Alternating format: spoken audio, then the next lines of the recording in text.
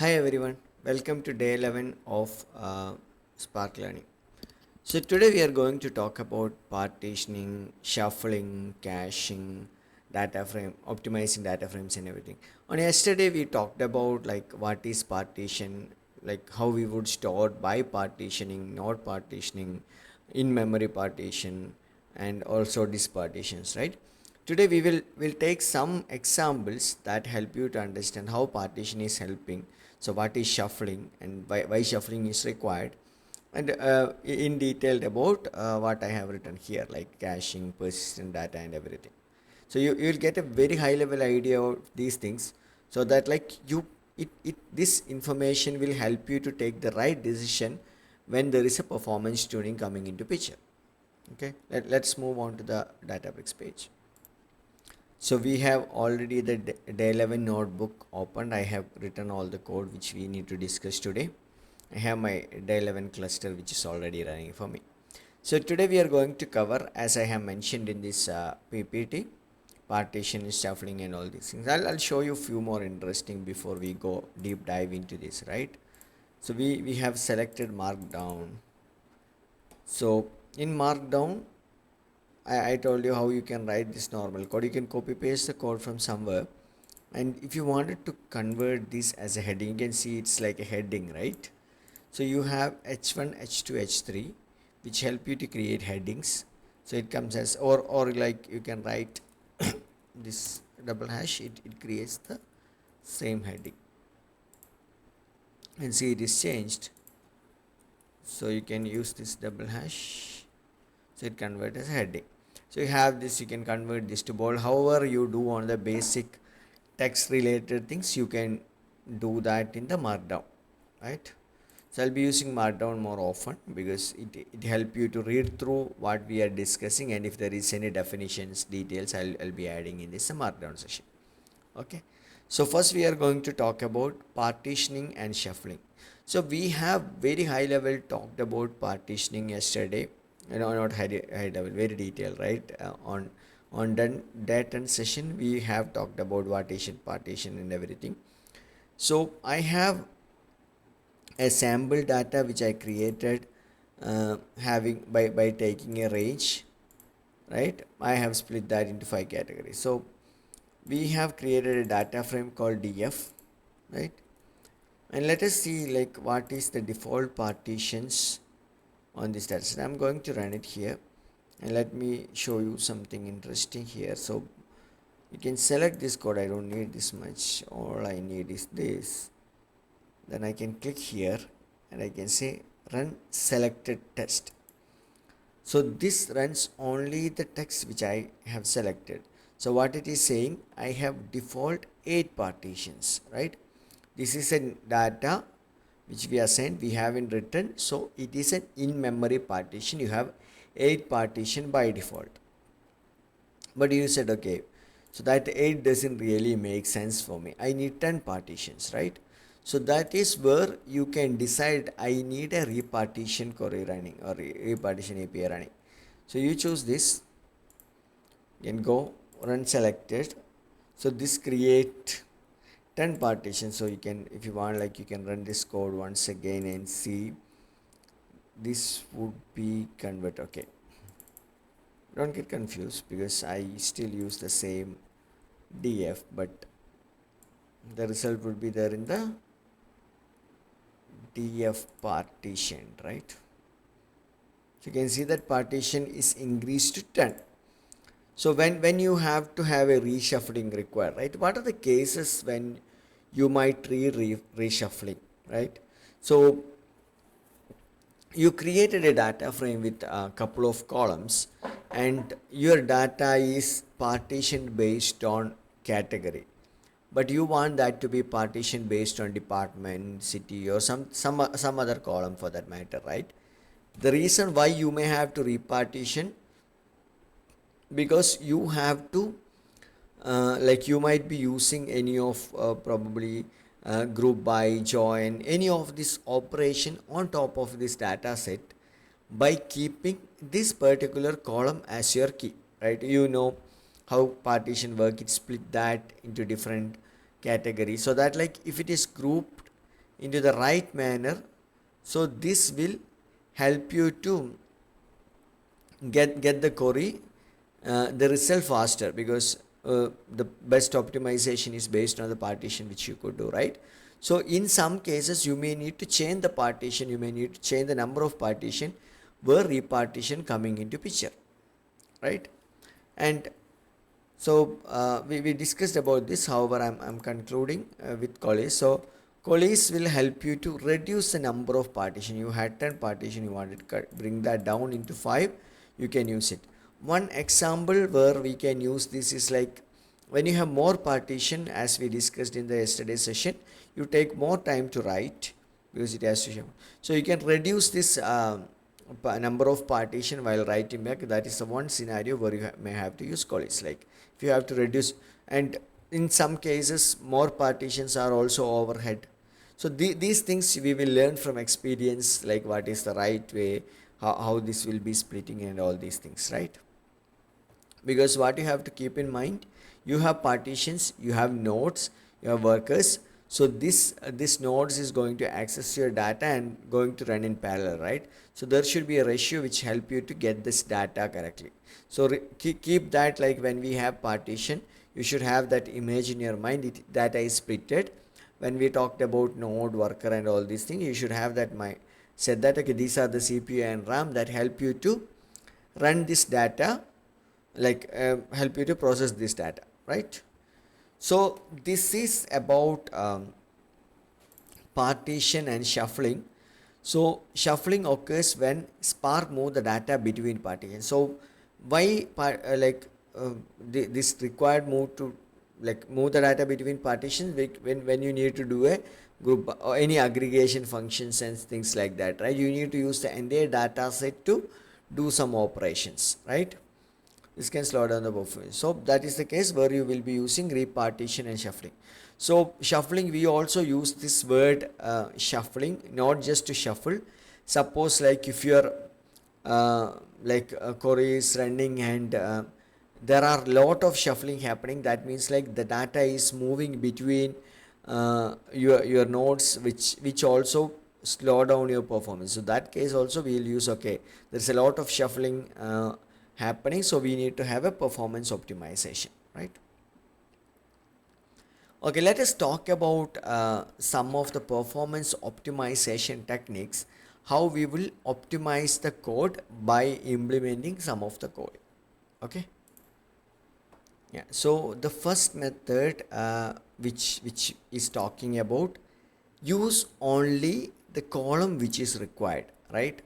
So that's a very basic. When you have like learned SQL also, you may have said, okay, instead of using star, use only the columns. So how this is helping us here, right? So I don't want you to just understand the theory and go back and apply it somewhere, right? So when you select only the columns which is required, right? Think about the way Park chaos, and all these things, right? Which is storing the data in a columnar format, like ID columns are stored together, category columns are stored together, right? So in that case, you are reducing the overhead of the system by reading only the required column. Like when you say that you wanted to read 10 columns, that means like system needs to go and read all the 10, but you eventually need only 2 to be used, right? Or two is required. So the best way is to reduce that data reading step itself. So that is by what we are doing by using select. Also, like you may have shuffling activities, you may have to move the data between nodes, right? Whenever you think about a process, right, I want you to think that this is happening in multiple nodes. It is not like one server is taking care of everything. No, it is never be the case, right? So you may have to move the data between the shuffling, right? You need to move the data between nodes. All these things has to happen. So lesser the data, lesser the network traffic, lesser the IO operations. So that is why it is advised to use only the columns which is required for the result or the operation, right? Hope that is clear. So I have this filter. Apply the filters before expensive operations to reduce the memory usage. You know that we have lazy evaluation, and if you have the filter, everything would be triggered when there is an action is triggered, right? So better filter the data and store it so that like the data will be reduced before using the other operations. Okay. So now there is some term called broadcast, like what it said, broadcast prevent the shuffling of small data frame during join. So what is broadcast, right? So you need to understand so we said like, okay, filter the data, like use only relevant column, filter the data, basic thing. So there is something broadcast. So broadcast in Spark is an optimized technique where small data set are copied to a worker node instead of shuffling them across the cluster. This reduces the network traffic of improving the performance in the operations like join. So when you join two data, right? So you may have your partitions and you have to combine, right? So think like you have like 4 nodes, you have 4 partitions for set 1 and you have 2 partitions for the set 2. You have 2 data set when you think about join, correct? So now you need to copy this 2 set into other 2 because you need to join with all the partitions, correct? So in order to avoid that, right, when there are like small data sets being like coming into picture for a join, you can use a broadcasting method. So what is broadcast? Broadcast will copy this small data set into all your nodes, right?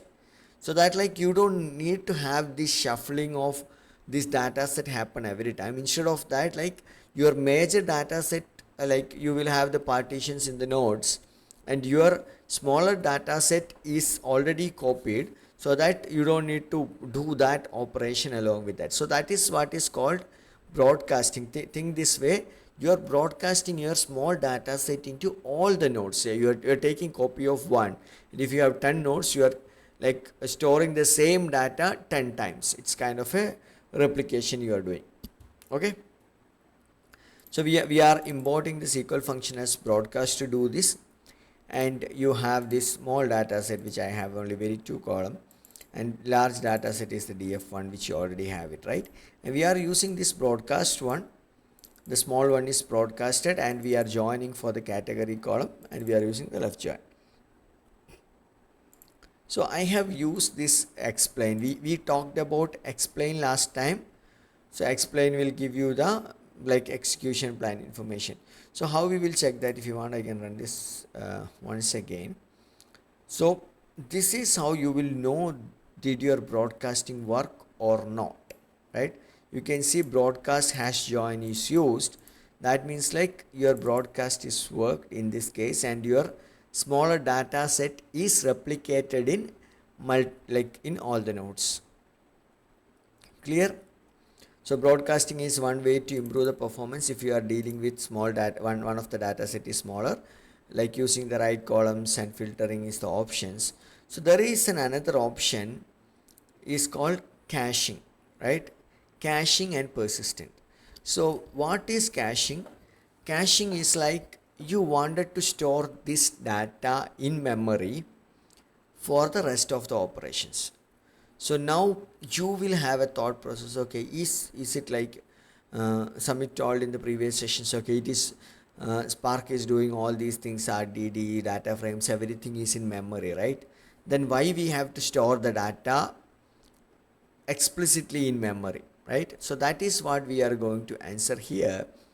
This is a lazy evaluation. We talked about that, right? When you are going to do this operation, right? Do I have anything smaller? Even your partitions are also transformations, not actions. So whenever you have an action to be triggered, right? Your every time when you like execute an action, your the system will start. It will run your respective transformations and give like execute the action. So that means it is not permanently stored your final result into memory. It is always taking your final result by going through the steps, right? It goes through that like DAG flow, and it do all this transformation and do your action, do all this transformation, do your action. So this is a time consuming process, and we don't want that to happen, right? whenever I made a result, I did some transformation. When I did a result, I want that data to be stored.